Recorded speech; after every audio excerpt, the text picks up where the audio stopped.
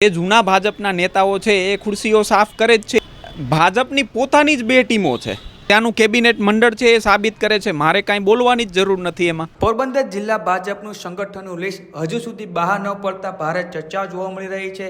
તે વચ્ચે એક સપ્તાહ પૂર્વે જ પોરબંદર ભાજપના જે જિલ્લા પ્રમુખ છે ચેતનાબેન તિવારી, તેમનો એક લેટર વાયરલ થાય છે। આ લેટર બોમ્બને લઈને ભાજપના રાજકારણમાં ભારે ચર્ચા જોવા મળી રહી હતી। તે વચ્ચે આજે જિલ્લા કોંગ્રેસના પૂર્વ પ્રમુખ રાજુ વડેદરાએ પણ પોરબંદર ભાજપના આંતરિક જૂથવાદના આક્ષેપ કર્યા છે। આવો સાંભળીએ પોરબંદર જિલ્લા કોંગ્રેસના પૂર્વ પ્રમુખ છે રાજુભાઈ વડેદરા ભાજપની એ અને બી ટીમ વિશે શું કહી રહ્યા છે। એક ક્રિકેટનું મેદાન હોય એમાં બે જ ટીમો રમી શકે। આ ક્રિકેટના મેદાનમાં 3 થી 4 ટીમો છે અને ભાજપની પોતાની જ બે ટીમો છે, એટલે ના તો એ બે ટીમો બેટિંગ કરી શકે કે ના બે ટીમો બોલિંગ કરી શકે। અને ટોટલ આમ આદમી પાર્ટી, કોંગ્રેસ, ભાજપ એમ બસપા એમ થઈને 4 ટીમો છે આ પોરબંદરના મેદાનમાં રમે છે।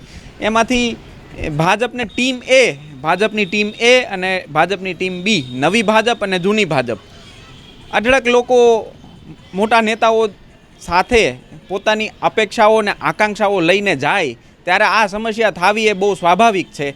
અને આપ સાચા છો કે આ સમગ્ર ગુજરાતમાં મોટા ભાગે ભાજપના સંગઠનના માળખાઓ જાહેર થઈ ગયા છે અને પોરબંદરમાં આ કોકડું હજી ઉકેલાણું નથી। એમાં હું એવું માનું છું કે આંતરિક વિખવાદોથી વધીને કાંઈ જ નહીં હોય અને નવા લોકો અને જૂના લોકોની કોમ્પિટિશન અને એની માથાકૂટને જટિલતા સિવાય મને બીજું કંઈ ખાસ દેખાતું નથી એવું હું માનું છું।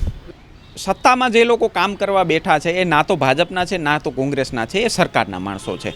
એટલે વ્યક્તિગત રીતના હું એ વાતનો હિમાયતી છું કે એ બંનેના કામો થવા જોઈએ, અલ્ટિમેટલી પ્રજાના કામો થવા જોઈએ। અમે જે કામો લઈને જઈએ છીએ એ પણ પ્રજાના કામો લઈને જઈએ છીએ।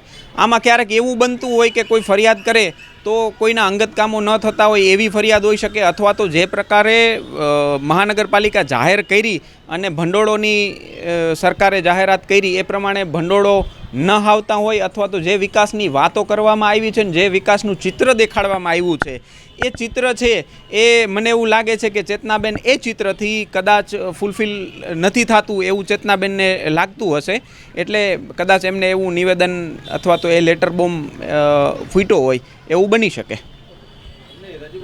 કેબિનેટમાં જોવો છો કે જેટલા મંત્રીઓ છે જૂના કોંગ્રેસીઓ, એની તમે ગણતરી કરો તો જે જૂના ભાજપના નેતાઓ છે એ ખુરશીઓ સાફ કરે જ છે એવું ત્યાંનું કેબિનેટ મંડળ છે એ સાબિત કરે છે, મારે કાંઈ બોલવાની જ જરૂર નથી એમાં। પોરબંદરના તમામ ભાજપના જે આકાંક્ષા અને મહત્વાકાંક્ષી માણસો છે એનો શુભેચ્છાઓ આપું છું કે એને ખુરશીઓ સાફ ના કરવી પડે।